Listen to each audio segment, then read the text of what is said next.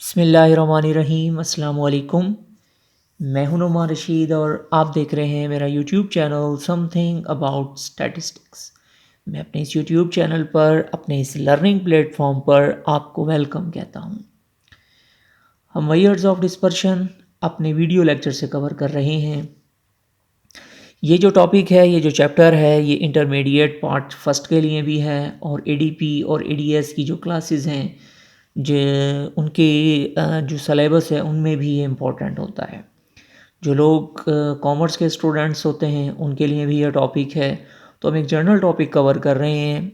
आज हम जिस टॉपिक पर बहस करेंगे वो मेजर्स ऑफ डिस्पर्शन की का ही टॉपिक है, लेकिन इसमें हम स्टैंडर्ड डेविएशन और वेरिएंस की जो प्रॉपर्टीज़ हैं उनको देखेंगे। हम अपने इस यूट्यूब चैनल पर आपको वेलकम तो कह ही चुके हैं। हम अपनी वही बात कि ये मेरा नहीं, ये आप लोगों का ही चैनल है। काइंडली इस चैनल को सब्सक्राइब कीजिए और साथ बेल आइकन को हल्का सा पुश कर दीजिए। अपने टॉपिक पर चलते हैं जी।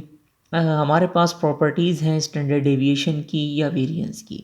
याद रखिएगा कि ये दोनों ही प्रॉपर्टीज़ हैं। आप चाहे इसको स्टैंडर्ड डेविएशन के लिए कर लीजिए, चाहे इसको वेरिएंस के लिए कर लीजिए। इससे पहले हम लोगों ने वेरिएंस और स्टैंडर्ड डेविएशन को डिटेल से डिस्कस कर लिया था कि स्टैंडर्ड डेविएशन क्या है और वेरिएंस क्या है। आप मेरी प्रीवियस वीडियो को देखिएगा, उसमें आपको ये डिटेल्ड इन्फॉर्मेशन मिल जाएगी। उसके बाद हम लोगों ने जब स्टैंडर्ड डेविएशन ऑफ वेरिएंस को देख लिया तो मैंने इसके कुछ फार्मूलाज आप लोगों के सामने रखे, जिसमें हम लोगों ने चेंज ऑफ ओरिजिन और चेंज ऑफ स्केल पर बहस की कि चेंज ऑफ स्केल क्या है, चेंज ऑफ ओरिजिन क्या है और उससे स्टैंडर्ड डेविएशन के फार्मूलाज कैसे बनते हैं। प्रॉपर्टीज़ पर जाने से पहले आपको बताता चलूँ कि वेरिएंस जो है वो एक स्क्वायर क्वांटिटी है, जबकि स्टैंडर्ड डेविएशन जो है वो उसका पॉजिटिव स्क्वायर रूट होता है। अपने फर्स्ट प्रॉपर्टी पर आते हैं तो वेरिएंस और standard deviation of a constant is always equal to zero. आपके सामने ये हाईलाइट भी कर रहा हूँ। उसमें कहा यह जा रहा है कि स्टैंडर्ड डेविएशन या वेरिएंस दोनों में से कोई भी जो भी कांस्टेंट टर्म होगी उसका हमेशा हमेशा स्टैंडर्ड डेविएशन या वेरिएंस पॉजिटिव वो ज़ीरो होगा। यानी कि अगर हमारे पास कोई भी कांस्टेंट टर्म्स हैं, सपोज़ कि अगर हमारे पास सारे वैल्यूज़ जो हैं वो सेम हैं, उनको कांस्टेंट कहा जाएगा। जैसे 2 है, फिर अगली वैल्यू भी 2 है, फिर थर्ड वैल्यू भी 2 है, इसी तरह हमारे पास सारी वैल्यूज़ एक ही जैसी हैं। अगर हम उसका स्टैंडर्ड डेविएशन लेंगे या वेरिएंस लेंगे तो वो ज़ीरो आएगा।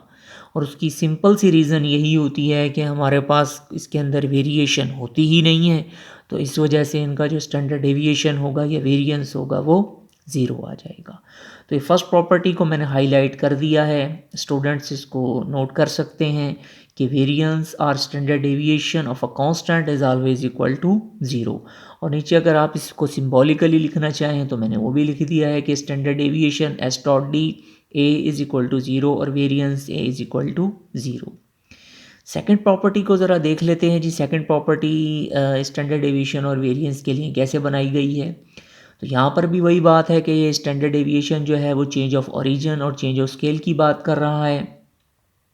तो याद रखिएगा स्टैंडर्ड डेविएशन जो होता है वो चेंज ऑफ ओरिजिन से अफेक्टेड नहीं होता, जबकि जो वेरिएंस होता है वो वेरिएंस या स्टैंडर्ड डेविएशन जो होता है वो चेंज ऑफ स्केल से अफेक्टेड हो जाता है।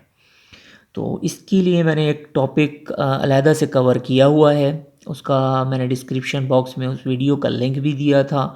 आप मेरी प्रीवियस वीडियो उठा के देखिए, उसमें मैंने इसका लिंक दिया हुआ है कि standard deviation is affected by change of scale Y, कि इसकी रीज़न क्या है। तो उसकी कंप्लीट डिटेल आप उस वीडियो में ज़रा वॉच कीजिएगा, मैंने उसको कम्प्लीटली डिस्कस किया है।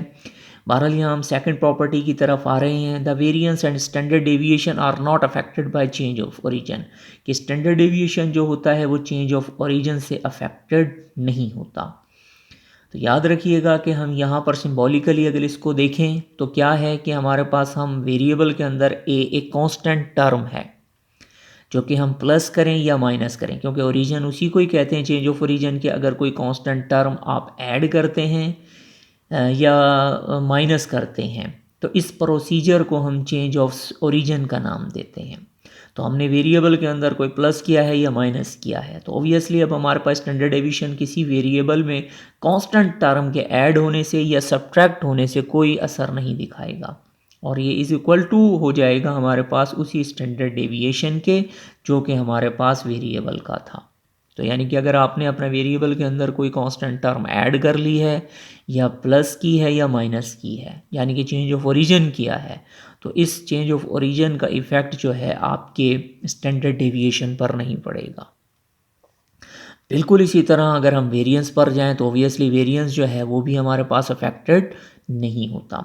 तो वेरिएंस को ही अगर हम पॉजिटिव स्क्वायर रूट ले लेंगे तो जाहिर सी बात है हमारे पास स्टैंडर्ड डेविएशन बन जाता है। तो स्टूडेंट्स के लिए सिंपली ये याद रख लें कि जो प्लस माइनस अगर हमारे पास वेरिएबल के साथ लग कर आ रहा है तो आपने इसको इग्नोर कर देना है और आपने वही आंसर लिख देना है जो स्टैंडर्ड डेविएशन का या वेरिएंस का आपको दिया हुआ था। इसके बाद अगर हम आगे चलें तो हमारे पास चेंज ऑफ स्केल की बात कर रहे हैं जी। तो याद रखिएगा वेरिएंस और स्टैंडर्ड डेविएशन जो होगा वो चेंज ऑफ स्केल से अफेक्टेड होगा, यानी कि इसके ऊपर वेरिएबल के ऊपर अगर हम कोई मल्टीप्लिकेशन या एडिशन रूल अप्लाई करें कांस्टेंट के साथ तो हमारे पास स्टैंडर्ड डेविएशन अफेक्टेड हो जाएगा। यानी कि अगर हम मल्टीप्लाई करेंगे तो ऑब्वियसली उतना मल्टीप्लिकेशन से आंसर बढ़ जाएगा और अगर हम डिवाइड करेंगे तो उतना ही आंसर छोटा हो जाएगा, डिवाइड करने से कम हो जाएगा। तो यहाँ पर भी हमने वो रूल अप्लाई किया है। आप देख सकते हैं कि मेरे पास variable standard deviation x over a है। अब याद रख लिए कि a जो है वो हमारे पास एक कांस्टेंट टर्म है और कांस्टेंट टर्म जब भी हमारे पास स्टैंडर्ड डेविएशन से हम अलहदा करेंगे, यानी कि सादा लफ्ज़ों में उसे मल्टीप्लाई कर देंगे और स्टैंडर्ड डेविएशन जो है वो वेरिएबल पर आ जाएगी। बिल्कुल से इस तरह अगर हम वेरिएंस के साथ ये अमल करेंगे तो वेरिएंस क्योंकि एक स्केयर क्वांटिटी है तो जो कांस्टेंट टर्म होगी वो स्केयर बनकर बाहर आएगी और हमारे पास जो वेरिएंस है उसका आंसर क्या आ जाएगा 1 ओवर a स्केयर आ जाएगा और वेरिएंस जो है वो हमारे वेरिएबल के ऊपर अप्लाई हो जाएगी या सादा लफ्ज़ों में वेरिएंस ऑफ x जो होगा वो इक्वल होगा 1 ओवर a स्केयर के, क्योंकि स्केयर क्वांटिटी होने की वजह से हमारे पास a जो है वो स्केयर में आ जाएगा। फिर सुन लीजिए कि अगर हम यहाँ पर मल्टीप्लाई करें या डिवाइड करें तो इस प्रोसीजर को हम चेंज ऑफ स्केल का नाम देते हैं। तो स्टैंडर्ड डेविएशन हो या वेरिएंस हो वो मल्टीप्लाई करने से भी और डिवाइड करने से भी अब मुतासिर होगा और वो मुतासिरपन उसका क्या होगा, वो ये होगा कि अगर हम डिवाइड कर रहे हैं तो वही आंसर हमें स्टैंडर्ड डेविएशन के साथ डिवाइड करना होगा और अगर हम वो कांस्टेंट टर्म मल्टीप्लाई कर रहे हैं तो वही कांस्टेंट टर्म हमें स्टैंडर्ड डेविएशन के साथ मल्टीप्लाई करनी होगी। बिल्कुल इसी तरह अगर हम वेरिएंस के लिए कर रहे हैं तो वो कांस्टेंट टर्म अगर डिवाइड कर रहे हैं तो वो कांस्टेंट टर्म वेरिएंस के साथ स्क्वायर बनकर मल्टीप्लाई होगी और अगर हम उसको मल्टीप्लाई कर रहे हैं तो वो स्क्वायर बनकर वेरिएंस के साथ मल्टीप्लाई होगी। डिवाइड कर रहे हैं तो यानी कि जिस तरह मैंने ये डिवाइड की शक्ल में लिखा है 1 ओवर a की फॉर्म में आ जाएगा और अगर हमारे पास मल्टीप्लाई हो रहा है तो फिर वो यानी कि डिवाइड की शक्ल में नहीं आएगा, वो वेरिएंस के साथ वैसे ही मल्टीप्लाई हो जाएगा। तो ये दो इंपॉर्टेंट प्रॉपर्टी अपने जहन में रख लीजिए, ये अक्सर क्वेश्चन में, शॉर्ट क्वेश्चन में, एमसीक्यूज़ में आपसे पूछी जाएंगी। और जो लोग पब्लिक सर्विस कमीशन का या जो एग्ज़ाम दे रहे हैं, लेक्चरशिप के लिए टेस्ट की तैयारी कर रहे हैं, उनके लिए भी ये प्रॉपर्टीज़ बहुत बहुत ज़्यादा अहम हैं। याद रखिएगा कि स्टैंडर्ड डेविएशन जो होता है वो चेंज ऑफ ओरिजिन से अफेक्टेड नहीं होता, लेकिन चेंज ऑफ स्केल का असर उस पर पड़ता है, जबकि अर्थमेटिक मीन जो है वो दोनों से अफेक्टेड होता है। वो चेंज ऑफ ओरिजिन से भी अफेक्टेड होता है और चेंज ऑफ स्केल का असर भी उस पर पड़ता है। अपनी अगली प्रॉपर्टी पर चलते हैं जी। अगली प्रॉपर्टी ये है कि अगर हमारे पास दो वेरिएबल हैं और दोनों के दोनों हमारे पास इंडिपेंडेंट हैं तो अगर हम उनको प्लस करें या माइनस करें और फिर उनका वेरिएंस लें तो याद रखिएगा कि उनके सेपरेट वेरिएंस के इक्वल होगा और दरमियान में जो साइन आएगा वो प्लस का आएगा। यहाँ हमने क्या किया है कि हमने अपने वेरिएबल को प्लस किया है या माइनस किया है और फिर उसका वेरिएंस लिया है। तो याद रखिएगा कि ये किसके इक्वल होगा, वेरिएंस ऑफ एक्स के प्लस वेरिएंस ऑफ वाई के। अब x हमारे पास एक इंडिपेंडेंट वेरिएबल है जो कि y के ऊपर अपना असर नहीं डाल रहा, यानी कि x और y both are the independent variable. तो अगर ऐसा केस आता है तो आपको पता है कि हमारे पास इंडिपेंडेंट वेरिएबल की केस में ये होगा कि अगर हम इनका प्लस या माइनस करके वेरिएंस लेंगे तो वो किसके इक्वल आएगा जी, हमारे पास याद रखिएगा अगर वहाँ पर प्लस है तो तब भी प्लस आएगा, अगर वहाँ पर माइनस हो रहा है तो तब भी वेरिएंस ऑफ एक्स और वेरिएंस ऑफ वाई के दरमियान में प्लस ही आएगा, क्योंकि ये एक इंडिपेंडेंट टर्म है। और मैंने आपको बताया था कि यहाँ पर हमारे पास वेरिएंसेस आते हैं और उसके बाद हम जाकर इनके कोवेरिएंसेस लेते हैं। तो जो कोवेरियंसेस की जो टर्म होती है वो बेसिकली हमारे पास इंडिपेंडेंट होने की वजह से ज़ीरो हो जाती है, और सिर्फ हमारे पास जो वेरिएंस रह जाएंगे वो ये आ जाते हैं कि वेरिएंस ऑफ एक्स और plus variance of X. Basically यहाँ पर हमारे पास फर्दर एक टर्म आएगी कोवेरियंस की यहाँ पर, यानी कि variance of X plus variance of Y और कोवेरियंस। अब कोवेरियंस क्योंकि इंडिपेंडेंट टर्म होती हैं दोनों एक्स और वाई, तो इसलिए उनका कोवेरियंस जो होगा वो ज़ीरो हो जाता है। तो बहरहाल अपने जहन में रख लीजिए, अगर प्लस है तो तब भी प्लस आएगा और अगर माइनस है तो तब भी माइनस आएगा। तो मैं इसको प्लस और माइनस को हाईलाइट कर रहा हूँ, आप देख लीजिए। टर्म अपनी स्टेटमेंट की ये जो प्रॉपर्टी है उसको समझ लीजिए, the variance of the sum और difference of two independent variables. याद रखिएगा वेरिएंस ले रहे हैं या स्टैंडर्ड डेविएशन ले रहे हैं, क्योंकि इसी के आंसर का अगर हम स्टैंडर्ड डेविएशन लेंगे तो वो स्टैंडर्ड डेविएशन की प्रॉपर्टी बन जाएगी। तो हम सम करें या डिफरेंस लें टू इंडिपेंडेंट वेरिएबल्स का, तो उसका जो वेरिएंस होगा वो हमेशा उनके रिस्पेक्टिव वेरिएंसेस के इक्वल होगा। और ये प्रॉपर्टी हम लोग जो है ना सैम्पलिंग डिस्ट्रीब्यूशंस जो हम लोग अपना चैप्टर एक कवर कर रहे हैं, हमने उसमें भी ये प्रॉपर्टी डिस्कस की है जब हम डिफरेंसेस ऑफ मीन की प्रॉपर्टीज़ को डिस्कस करते थे। तो उसमें भी हम लोगों ने पढ़ा था कि variance of x bar 1 minus x bar 2 जो है वो किसके इक्वल होता है, variance of x bar 1 plus variance of x bar 2। Basically ये प्रॉपर्टी हम लोग वहाँ पर जाकर अप्लाई कर रहे होते हैं। अपनी अगली प्रॉपर्टी पर चलते हैं। इस प्रॉपर्टी को अगर हम देखें तो ये कंबाइंड या पूल्ड जो है ना वेरिएंस की प्रॉपर्टी कहलाती है। इसको हम लोग क्या कह देते हैं, कंबाइंड या पूल्ड वेरिएंस का नाम देते हैं। मैं इसको पहले वर्ड को हाईलाइट कर लूँ ताकि अगर आपके जहन में ये प्रॉपर्टी ना भी आए तो आप इस वर्ड को याद करके कर सकते हैं कि ये कंबाइंड और पूल्ड वेरिएंस होता है। अब जिस तरह हमने कंबाइंड मीन लिया था, बिल्कुल इसी तरह ये अब हमारे पास क्या है जी, कंबाइंड या पूल्ड वेरिएंस है। अब इसमें हमने करना क्या है कि हमारे पास के डिफरेंट सेट्स हैं, ग्रुप्स हैं, जिनकी तादाद को, नंबर ऑफ़ वैल्यूज़ को हमने n1 n2 और nk तक जो है ना उनको हमने डिनोट किया हुआ है।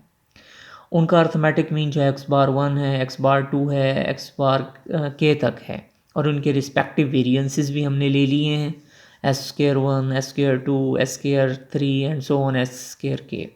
तो अगर हम इन्हें कंबाइंड या पूल्ड वेरिएंस लेना चाहेंगे उनके सेट्स का, जो कि हमारे पास सैम्पल वैल्यूज़ हैं, नंबर ऑफ़ वैल्यूज़ हैं, जो सैम्पल्स हैं हमारे पास n है हमारे पास, उनका अगर हम कंबाइंड वेरिएंस लेना चाहते हैं तो हम सिंपली इस फार्मूले को यूज़ कर कर उनका कंबाइंड वेरिएंस भी ले सकते हैं। तो फार्मूला सिंपल ही है, आपके सामने है, बस इसको एक्सपेंड करना होता है। जहाँ पर i है आपको पता है कि वो वेरी कर रहा है और उसकी जो वेरिएशन है वो हमारे पास कहाँ तक होगी, k तक होगी। और k क्या है, नंबर ऑफ़ वैल्यूज़, यानी कि नंबर ऑफ़ सेट्स हैं या नंबर ऑफ़ सैम्पल्स हैं जो हमारे पास हैं, यानी कि वो 4 भी होंगे, 5 भी हो सकते हैं, 6 भी है, तो k आखिरी नंबर ऑफ़ ऑब्जर्वेशंस हैं। तो इस फार्मूले को हम एक्सपेंड कर देंगे। अगर हमारे पास 2 के लिए होगा तो क्या आएगा, n1 s1 का स्क्वायर प्लस x बार 1 प्लस कंबाइंड है, ये x बार डबल बार लगा हुआ है तो इसका मतलब ये है कि ये कंबाइंड मीन है हमारे पास। और कंबाइंड मीन को हम लोगों ने किससे डिनोट किया था, हमने वहाँ पर x बार c से भी डिनोट किया था जब हम प्रॉपर्टीज़ ऑफ अर्थमेटिक मीन पढ़ रहे थे, या इसको x बार डबल बार से भी डिनोट किया था। तो वो कंबाइंड मीन है या यहाँ पर वो उसकी वैल्यू यहाँ पर आ जाएगी। आप इसको इस वक्त ज़रा समझ लीजिए। अगर आपको फिर भी प्रॉब्लम होती है तो हम इसके इंशाल्लाह जब न्यूमेरिकल्स करेंगे तो मैं आप लोगों को ये कंप्लीट इन्फॉर्मेशन उस वक्त दे दूँगा। बहरहाल दोबारा सुन लीजिए कि ये कंबाइंड वेरिएंस कैसे है, कि हमारे पास के जो है ना डिफरेंट ग्रुप्स हैं। पहला ग्रुप जो है उसकी तादाद को n1 से डिनोट किया है, दूसरा ग्रुप जो है उसकी तादाद को n2 से डिनोट किया है, इसी तरह k जो ग्रुप है उसकी तादाद को हमने k से डिनोट किया, nk से डिनोट किया है। अब उसी ग्रुप का जो अर्थमेटिक मीन है वो x बार 1 है, दूसरे ग्रुप का x बार 2 है, और आखिरी जो k ग्रुप है उसका अर्थमेटिक मीन x बार k है। बिल्कुल इसी तरह उसका पहले का जो स्टैंडर्ड डेविएशन होगा उसको हम s²1 कहेंगे, दूसरे को s²2 कहेंगे, और इसी तरह s² कहेंगे। और अगर हम इन्हें कंबाइंड इनका वेरिएंस लेना चाहें तो फिर हम इस फार्मूले को इस्तेमाल करते हुए उनका कंबाइंड वेरिएंस कैलकुलेट कर लेंगे। इसे कंबाइंड वेरिएंस भी कहेंगे या इसको हम पूल्ड वेरिएंस का नाम भी दे देंगे। और अगर हमें स्टैंडर्ड डेविएशन की ज़रूरत पड़ती है तो ऑब्वियसली हम इसका पॉजिटिव स्क्वायर रूट ले लेंगे, वो हमारे पास क्या आ जाएगा, स्टैंडर्ड डेविएशन आ जाएगा, जो कि कंबाइंड स्टैंडर्ड डेविएशन कहलाएगा। इसके बाद अगली प्रॉपर्टी पर चलते हैं जी। तो अगली प्रॉपर्टी ये है कि स्टैंडर्ड डेविएशन जो होता है वो कभी भी छोटा नहीं होगा अगर मीन डेविएशन से, और मीन डेविएशन हम किससे ले रहे हैं, फ्रॉम मीन से ले रहे हैं। तो सिंपल इज़ दैट कि मीन डेविएशन अगर हम मीन से लेंगे तो उसका आंसर जो होगा वो छोटा होगा और स्टैंडर्ड डेविएशन का आंसर बड़ा होगा। और ये एक प्रूव है जो अफजाल साहब ने अपनी बुक में किया है। तो इंशाल्लाह अगर एक वीडियो हम इसकी भी कवर करेंगे कि मैं आपको प्रूव भी करके दूंगा कि मीन डेविएशन जो होता है वो छोटा होता है और स्टैंडर्ड डेविएशन जो होता है वो बड़ा होता है। तो बहरहाल ये इसकी प्रॉपर्टी बन जाती है स्टैंडर्ड डेविएशन की ही।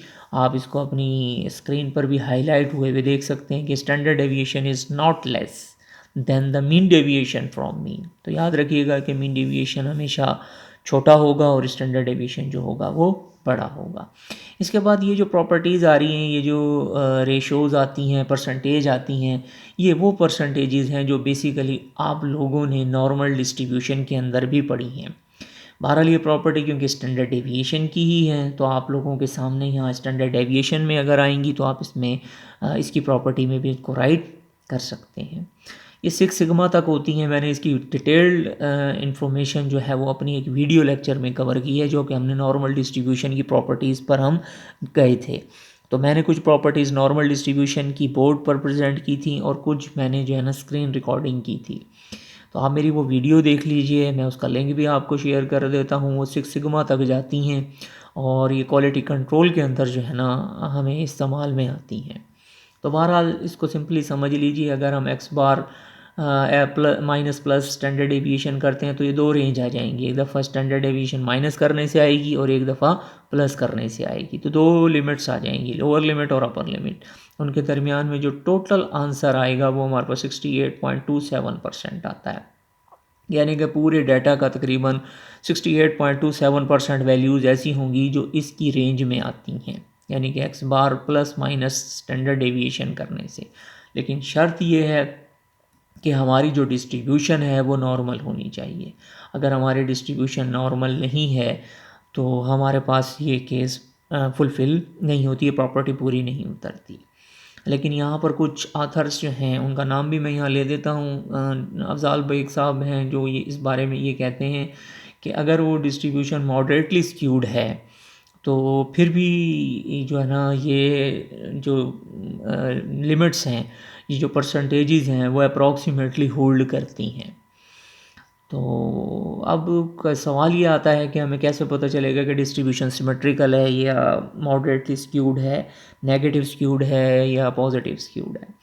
तो अगर आप थ्योरेटिकली इसको देखना चाहें तो आप अपने डाटा की जो फ्रीक्वेंसी होती है ना, आप उस फ्रीक्वेंसी को देखकर भी अंदाज़ा लगा लेते हैं कि डिस्ट्रीब्यूशन सिमेट्रिकल है कि नहीं है। देखें, सिमेट्रिकल की ये शर्त होती है कि उसकी फ्रीक्वेंसी पहले लोएस्ट फिर ग्रेटर की तरफ जाती हैं और फिर पीक एक बनती है हमारे पास, यानी कि सेंट्रल में जो सेंटर पॉइंट होगा ना उस पे मैक्सिमम फ्रीक्वेंसी होगी और फिर उसी रेशो के साथ, जिस रेशो के साथ फ्रीक्वेंसीज बढ़ रही थी उसी रेशो के साथ पीक के बाद वो फ्रीक्वेंसीज कम होना शुरू हो जाती हैं। तो अगर आप उसका ग्राफ पुट करोगे फ्रीक्वेंसी डिस्ट्रीब्यूशन का तो बिल्कुल वो हमें सिमेट्रिकल लुक लाइक से सिमेट्रिकल डिस्ट्रीब्यूशन बनेगा। तो सबसे पहले अगर आप लोगों को ये समझ नहीं आ रही है डिस्ट्रीब्यूशन मॉडरेटली स्क्यूड है, नेगेटिव स्क्यूड है, पॉजिटिव स्क्यूड है, तो इसके लिए डिफरेंट टेस्ट भी होते हैं। क्योंकि अभी पाकिस्तान में हम उस तरह के टेस्ट नहीं करते, अभी हमारे पास इस तरह की फैसिलिटीज़ नहीं हैं। तो बहरहाल इन शॉर्ट आप उसका तरीक़ाकार ये अडॉप्ट कर सकते हैं कि आप उसके पहले कर्व बना के देख लिया करें, हिस्टोग्राम बना कर देख लिया करें, या उसकी जो है ना फ्रीक्वेंसी कर्व बना कर देख लिया करें। तो आप लोगों को उसकी कर्व से ही अंदाज़ा हो जाएगा कि ये डिस्ट्रीब्यूशन पॉजिटिव है, सिमेट्रिकल है। अदरवाइज़ आपके पास जो भी डाटा है आप उसकी फ्रीक्वेंसी को देख के ही अंदाज़ा लगा सकते हैं कि किसकी फ्रीक्वेंसी सेंट्रल में पीक्ड है, तो इसका मतलब ये है कि ये यूनिमॉडल है। बाकी आप उसको फ्रीक्वेंसी को यानी ग्राफिकली उसको प्रेजेंट करके आप देख सकते हैं। तो बहरहाल ये लिमिट्स आपके सामने हैं, ये लिमिट्स कोई मतलब आप लोगों के लिए नई नहीं हैं, तो बहरहाल इनके मुतालिक ज़्यादा मैं डिस्कस नहीं करता। बस इसके लिए सिर्फ ये वर्ड्स आपके लिए नए थे, बहरहाल वो मैंने आपके सामने शेयर कर लिए कि अगर आपके पास डिस्ट्रीब्यूशन जो है वो मॉडरेटली स्क्यूड है, तब भी ये परसेंटेज जो है वो अप्रॉक्सीमेटली जो है ना वो होल्ड करती होती है। तो ये कुछ प्रॉपर्टीज़ थी जो नॉर्मल इसकी हमने स्टैंडर्ड एविएशन की कवर की हैं, मैंने आपके सामने रखी हैं प्रॉपर्टीज़। इसमें कोई और ऐसा टॉपिक नहीं था। हाँ, इसके अंदर एक थ्योरम आ जाता है, चेबीशेव थ्योरम है। वो थ्योरम भी तकरीबन हम इसी से ड्राइव कर सकते हैं। ये जो लिमिट्स हैं ना हमारे पास, इन्हीं से ही हम लोग वो चेबीशेव थ्योरम भी ड्राइव कर सकते हैं। वो इंशाल्लाह हम अपनी एक अलहदा वीडियो उसके लिए भी कवर कर लेंगे। ज़ाहिर बात है कि प्रॉपर्टीज़ से रिलेटेड जितने भी पॉइंट्स थे वो मैंने क्लियर कर दिए, क्योंकि ये तकरीबन आप इंटरमीडिएट के लेवल में भी कर सकते हैं ये प्रॉपर्टीज़। इसके अलावा अगर आप एडीपी एडीएस के लिए हैं तो वो भी कर सकते हैं, लेकिन जो प्योर स्टैटिस्टिक्स पढ़ते होते हैं उनके लिए वो थ्योरम अलहदा है। वो इंशाल्लाह हम एक अलहदा एक टॉपिक बनाकर उस पर कवर कर लेंगे। उसके कुछ न्यूमेरिकल्स भी इंशाल्लाह हम अपनी वीडियो लेक्चर का हिस्सा बना लेंगे। तो बस आज इतना ही आप लोगों से शेयर करना था कि हमने प्रॉपर्टीज़ आज कवर की हैं। उम्मीद करता हूँ कि प्रॉपर्टीज़ आप लोगों को समझ आई होंगी। बड़ी डिटेल में मैंने इस पे डिस्कस की हैं, ये प्रॉपर्टीज़ आपके सामने रखी हैं। इंशाल्लाह अपनी अपनी नेक्स्ट वीडियो में मिलेंगे। तब तक के लिए मुझे दुआओं में याद रखिएगा। अपना बहुत सा ख्याल रखिएगा। अल्लाह हाफ़िज़।